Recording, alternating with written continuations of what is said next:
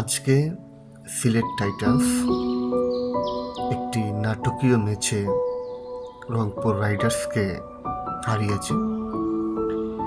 মাত্র ১১২ রানের খেলা শেষ বল পর্যন্ত গড়িয়েছে, যেটি আসলে অত্যন্ত রোমাঞ্চকর একটি মুহূর্ত ছিল।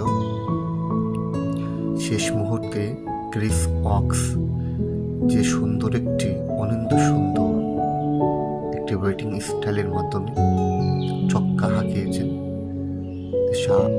আসলে অত্যন্ত দুর্দান্ত একটি শট ছিল।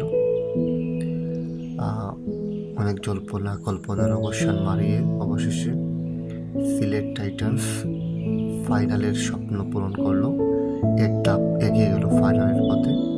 আশা করছি সিলেট টাইটান্স পরের ম্যাচে